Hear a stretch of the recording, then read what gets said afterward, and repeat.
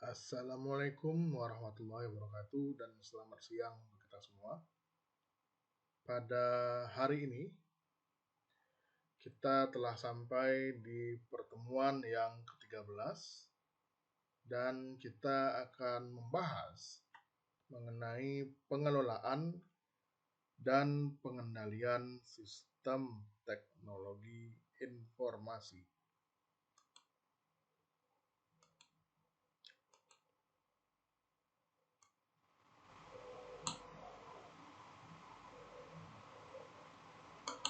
Oke, kita mulai. Nah, ada istilah pengelolaan pengendalian. Nah, pengelolaan pengendalian itu di bahasa Inggris kan sebagai managing controls. Apa itu? Ya, pada intinya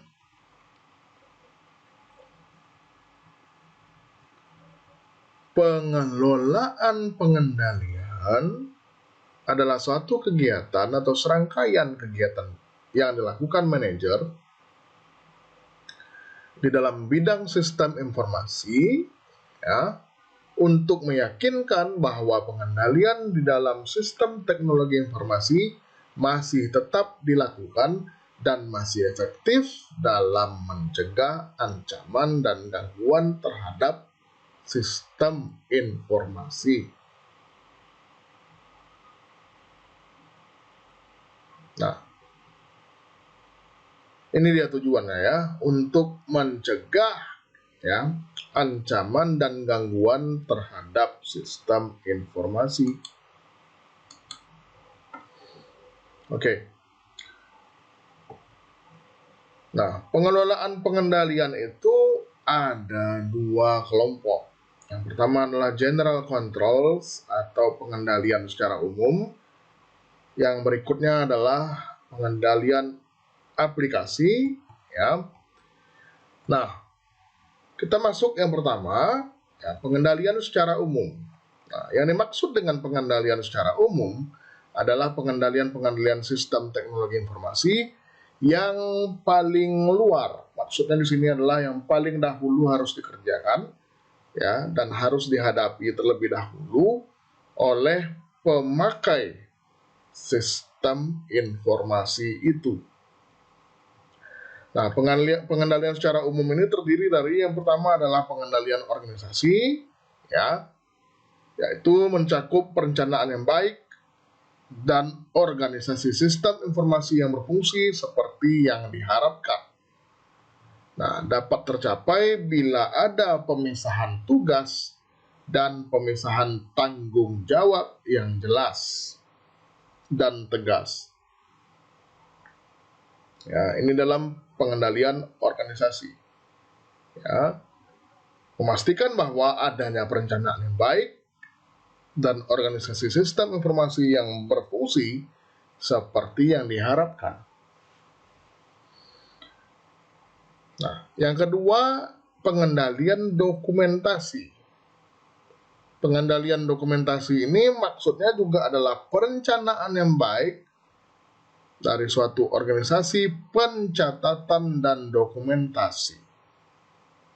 Misalnya adalah pencatatan dan dokumentasi transaksi penjualan.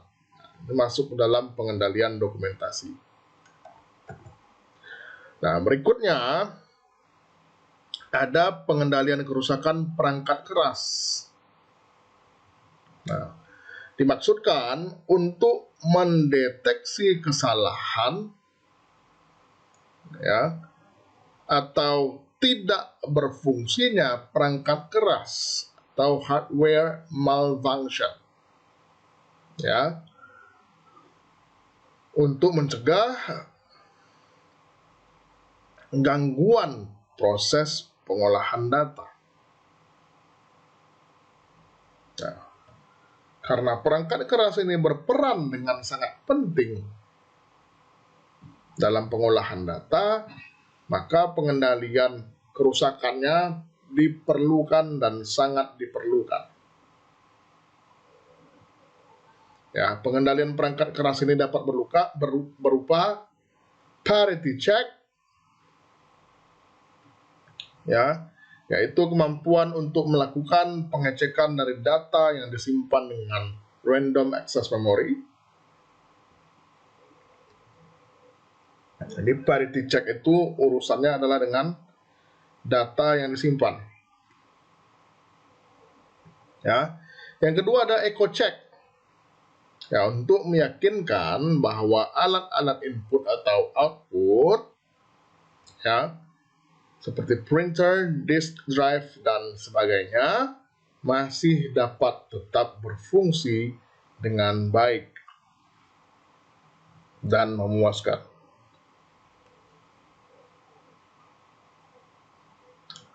Nah, berikutnya ada read after write check.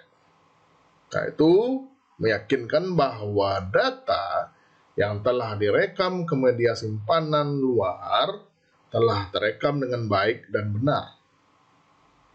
Lalu ada dual read check, ya, meyakinkan apakah data yang telah dibaca dengan benar oleh sistem, dan kemudian validity check, meyakinkan bahwa data telah dikodekan dengan benar. Yang keempat ada pengendalian keamanan fisik. Nah, pengendalian keamanan fisik, ya, itu adalah untuk menjaga keamanan terhadap perangkat keras, perangkat lunak, dan manusia di dalam perusahaan.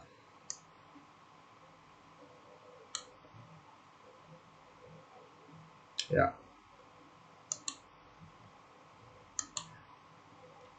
Nah, yang pertama dalam pengendalian keamanan fisik ini adalah pengawasan terhadap pengaksesan fisik. Nah, ada 5 hal yang dilakukan dalam pengawasan terhadap pengaksesan fisik. Yang pertama adalah mungkin penempatan satuan pengamanan atau satpam. Yang kedua adalah pengisian agenda kunjungan. Ketiga, penggunaan tanda pengenal bagi pengunjung. Ya. Pengunjung mana dulu nih? Pengunjung misalnya suatu tempat yang terintegrasi dengan sistem informasi. Ya, kemudian pemakaian kartu dan penggunaan closed. Nah, penggunaan closed ini maksudnya adalah penggunaan suatu piranti atau peralatan, perlengkapan yang dapat dipantau, ya, dapat dipantau aksesnya. Nah, misalnya apa? Misalnya ketika kita datang ke sebuah pertemuan, ya, apabila pertemuan itu sudah melek sistem informasi, ya, dan menerapkan bahwa sistem informasi itu diaplikasikan langsung kepada pertemuan itu, maka yang paling sederhana contohnya adalah kita bisa diberikan tanda pengenal, ya, yang di dalam tanda pengenal itu sudah ada data-data kita sebagai peserta pertemuan. Ya. Nah, yang kedua mengenai pengendalian keamanan fisik ini adalah pengaturan lokasi fisik. Nah, mulai dari pengendalian terhadap lokasi fisik yang baik dan ruang komputer, pengendalian, ya, dari ruang komputer, ya. Lalu ada juga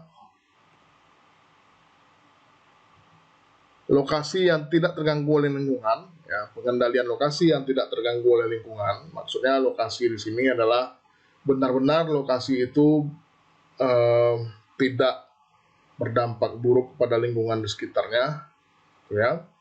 Nah, itu harus dikendalikan juga. Kemudian adalah gedung yang terpisah dan tersedianya fasilitas-fasilitas cadangan. Nah, pengendalian keamanan fisik juga termasuk kepada penerapan alat-alat pengaman seperti pengaman saluran air, alat pemadam kebakaran, ya, uninterruptible power systems (UPS), ya, kemudian stabilizer, air conditioner, dan pendeteksi kebakaran.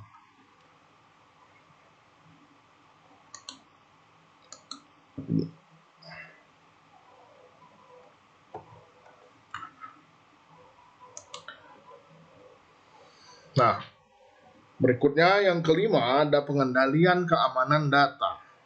Nah, pengendalian keamanan data ini adalah menjaga integritas dan keamanan data supaya tidak hilang, tidak rusak, dan tidak diakses oleh orang-orang yang tidak berhak.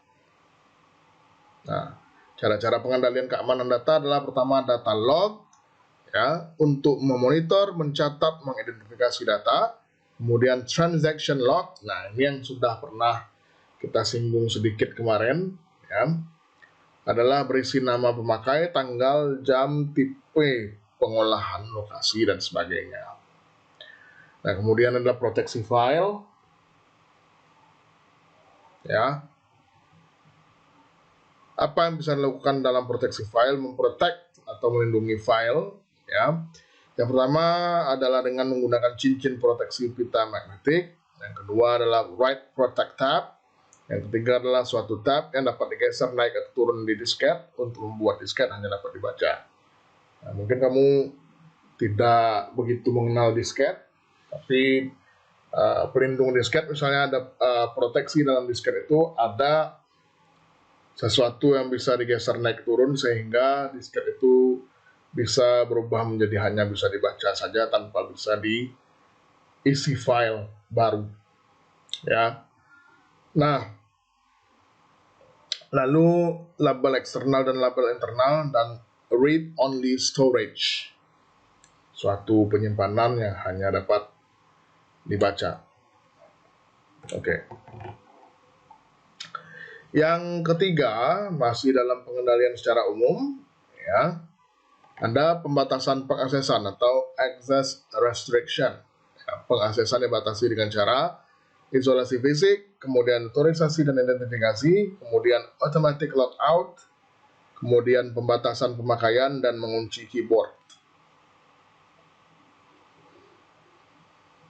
Ya, yang perlu saya soroti di sini adalah otorisasi dan identifikasi. Nah, biasanya, ya, orang-orang yang berhak mengakses data itu sudah diotorisasi dan diberi pengenal atau diidentifikasi dengan memberikan password kepada personil. Nah, jadi password ini juga sekaligus menunjukkan bahwa yang namanya akses data, ya, akses data itu hanya dilakukan oleh orang yang berhak dan memiliki password ini. Nah, berikutnya ada automatic logout, ya, mencoba-coba password berulang-ulang biasanya, ya. Hal ini juga terjadi apabila kita tidak mengetahui apa kata sandi atau passwordnya, ya. Sehingga dengan adanya sistem automatic logout ini, ya, terkunci dia. Apabila kita salah memasukkan kata sandi sampai 3 kali, maka apa yang ingin kita buka itu langsung diblok, terblokir, dan kita tidak bisa membukanya lagi, ya. Lalu ada pembatasan pemakaian dan mengunci keyboard. Nah, dalam pengendalian secara umum ini juga ada data backup and recovery, ya. Diperlukan untuk berjaga-jaga jika file atau database mengalami kerusakan, kesalahan data, atau kehilangan data. Ada 5 tipe penyebab yang mengakibatkan kesalahan, kerusakan, dan kehilangan data, ya. Yang pertama adalah kesalahan program atau program error. Yang kedua adalah kesalahan perangkat lunak atau system software error. Yang ketiga adalah kegagalan perangkat keras, hardware failure, ya. Yang keempat adalah kesalahan prosedur atau procedural errors, dan yang terakhir adalah kegagalan lingkungan atau environmental failure, ya.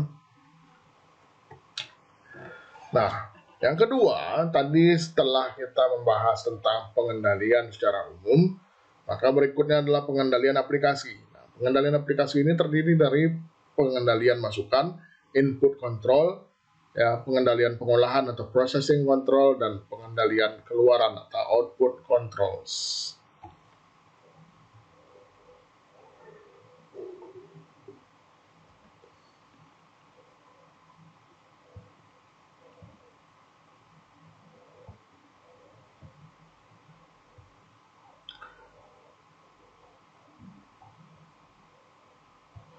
Oke. Nah, pengendalian masukan atau input control ini tujuannya adalah untuk meyakinkan bahwa data transaksi yang valid telah lengkap serta bebas dari kesalahan sebelum dilakukan proses pengolahannya. Data input melibatkan dua tahap, yaitu data capture atau penangkapan data. Yang kedua adalah data entry atau pemasukan data. Ya, data capture yaitu proses mengidentifikasi dan mencatat kejadian nyata yang terjadi akibat transaksi yang dilakukan oleh organisasi.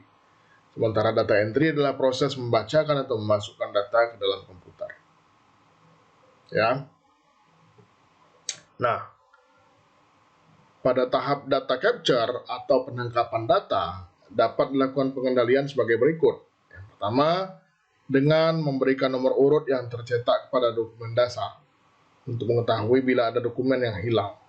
Yang kedua adalah ruang maksimum untuk masing-masing field di dokumen dasar. Di sini adalah menyediakan ruangan maksimum untuk masing-masing field data sehingga kelebihan digit atau karakter dapat terlihat. Ya. Kemudian kaji ulang data.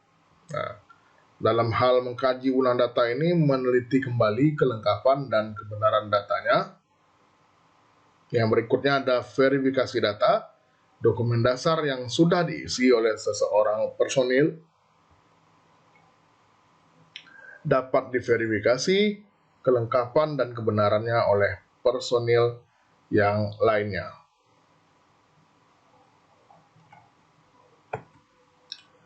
Nah, yang kedua, setelah tadi ada pengendalian masukan, yang kedua adalah processing control, yaitu pengendalian pengolahan. Nah, tujuannya adalah untuk mencegah kesalahan-kesalahan yang terjadi selama proses pengolahan data setelah data dimasukkan ke dalam komputer. Nah, kesalahan-kesalahan pengolahan dapat terjadi karena program aplikasi yang digunakan untuk mengolah data mengandung kesalahan. Ya. Nah, pengendalian pengolahan masih kita bercerita itu. Nah, kesalahan-kesalahan yang umumnya disebabkan oleh kesalahan dalam program adalah yang pertama ada istilah overflow. Terjadi jika proses pengolahan mengandung perhitungan yang hasilnya terlalu besar atau terlalu kecil sehingga tidak muat untuk disimpan di memori komputer. Nah, jika terjadi overflow, maka hasil dari proses pengolahan data menjadi tidak tepat lagi. Yang kedua adalah kesalahan logika program, ya, bahwa hal ini berbahaya dan sulit untuk dilacak, ya, karena kesalahan logika program tidak dapat ditunjukkan oleh komputer dan tetap akan didapatkan hasilnya, tetapi dengan hasil yang salah. Nah, kemudian ada logika program yang tidak lengkap. Nah,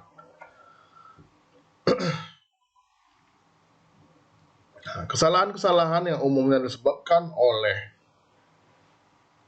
kesalahan dalam program, ya, itu adalah penanganan pembulatan yang salah.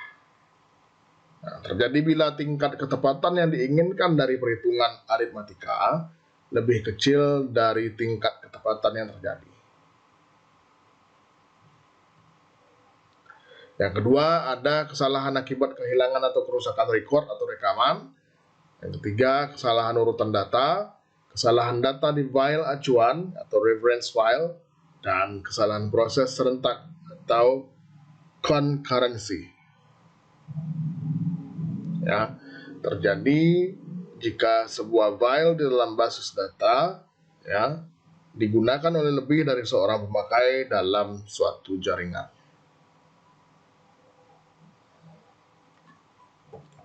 Oke. Nah, pengendalian keluaran atau output control. Keluaran atau output merupakan produk dari pengolahan data yang dapat dijadikan dalam bentuk hard copy dan soft copy. Beberapa tahapan untuk menghasilkan laporan hard copy adalah tahap menyediakan media laporan, tahap memproses program yang menghasilkan laporan, kemudian tahap pembuatan laporan di printer file, tahap pengumpulan laporan, tahap mencetak laporan di media kertas, tahap mengkaji ulang laporan, tahap pemilihan laporan atau pemilahan laporan, kemudian tahap distribusi laporan, tahap kaji ulang laporan oleh pemakai laporan, tahap pengarsipan laporan, dan tahap pemusnahan laporan yang sudah tidak diperlukan. Banyak ya, ada 10 pengendalian output itu. Ya, ini adalah beberapa tahapan untuk menghasilkan laporan hard copy. Ya, hard copy. Nah, masih dalam pengendalian keluaran, ya, pengendalian tahap menyediakan media laporan dapat dilakukan dengan cara sebagai berikut: menyelenggarakan sistem penyimpanan media laporan tercetak, dan yang kedua pengendalian terhadap pengaksesannya, kemudian pemberian nomor urut dan penyimpanan cap pengesahan yang terpisah.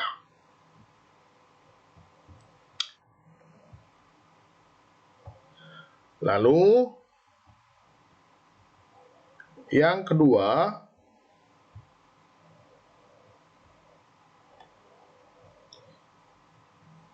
pengendalian tahap memproses program yang menghasilkan laporan.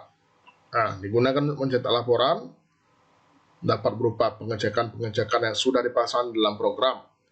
Pengendalian ini bertujuan untuk menjamin kebenaran dan kelengkapan informasi yang dicetak di dalam laporan. Saya rasa yang poin kedua ini sudah jelas. Nah, kemudian ada pengendalian tahap pembuatan laporan di printer file. Kemungkinan suatu laporan tidak langsung dicetak ke printer, tapi direkam terlebih dahulu ke file karena disebabkan oleh beberapa hal, seperti menunggu printer yang sedang digunakan oleh proses yang lain, atau bentuk dan isi laporan akan dimodifikasi kembali.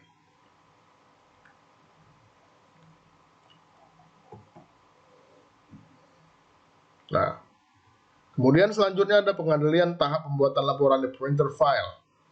Kalau printer file digunakan, maka harus dilakukan pengendalian sebagai berikut. Yang pertama, isi dari printer file tidak dapat diubah oleh orang lain yang tidak berhak. Kemudian printer file tidak didesain oleh orang lain yang tidak boleh melihat isi laporan. Bukan tidak didesain tapi tidak disalin. Printer file tidak disalin oleh orang lain yang tidak boleh melihat isi laporan. Kemudian printer file hanya dicetak untuk keperluan yang sah saja dan dihapus bila sudah tidak digunakan. Nah, kemudian ada pengendalian tahap pengumpulan laporan.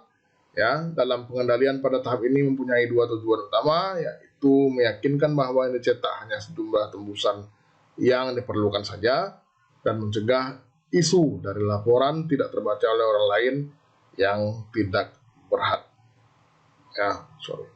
Mencegah isi maksudnya dari laporan yang tidak terbaca oleh orang lain yang tidak berhak. Kemudian adalah pengendalian tahap mencetak laporan di media kertas. Setelah laporan dicetak, harus dikumpulkan secara sesegera mungkin oleh staf bagian pengendalian. Laporan tidak boleh tinggal di ruang komputer secara sembarangan karena dapat hilang atau terbaca oleh orang-orang lain yang tidak berhak.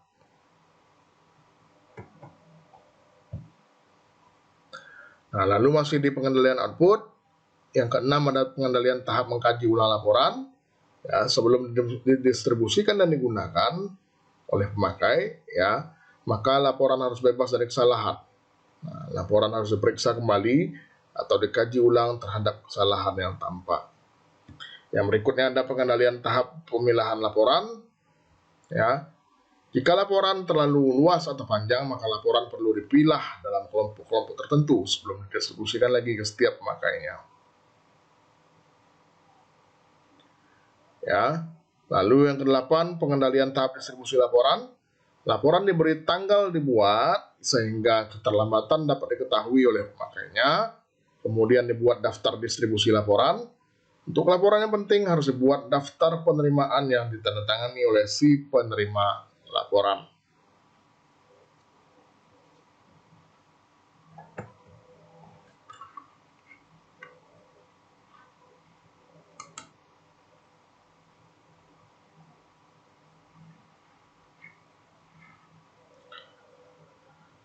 Nah, masih dalam pengendalian keluaran, ya, pengendalian dilakukan pada laporan yang berbentuk soft copy, tadi hard copy ya, meliputi, ya. Yang pertama, pengendalian pada informasi yang ditransmisikan, ya, supaya orang yang tidak berhak tidak dapat menyadap di tengah jalur untuk informasi yang dikirimkan. Yang kedua, informasi menggunakan jalur telekomunikasi, menyandikan encryption, ya, informasi yang ditransmisikan. Kemudian informasi yang bersifat lokal atau menggunakan kabel, jalur kabel harus diawasi supaya penyadapan kabel atau wiretapping ya dapat dicegah.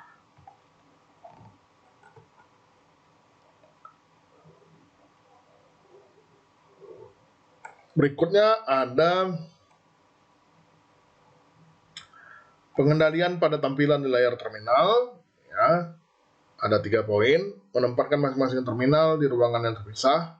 Kemudian menampilkan dengan intensitas rendah atau low intensity di layar terminal sehingga tidak mudah dibaca oleh dari jarak jauh. Ya. Kemudian meletakkan terminal yang menghadap ke tembok.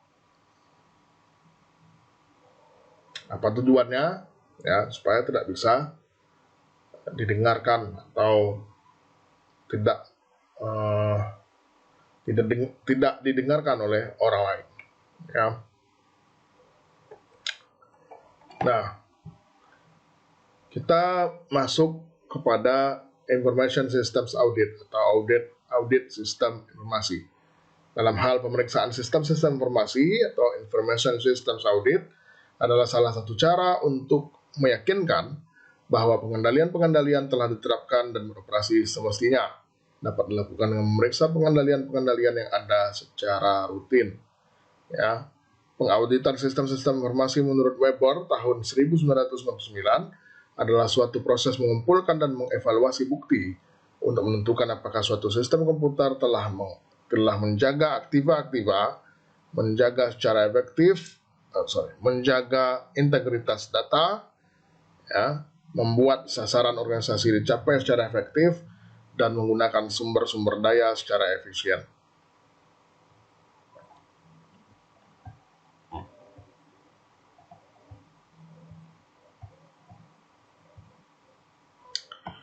Nah, lalu berikutnya kalau ada misalnya pertanyaan, apa sih tujuannya audit sistem informasi? Setidaknya ada 4 yang bisa saya sajikan di sini. Yang pertama adalah meningkatkan keamanan dari aktiva-aktiva, kemudian meningkatkan integritas data, meningkatkan efektivitas sistem, dan meningkatkan efisiensi sistem.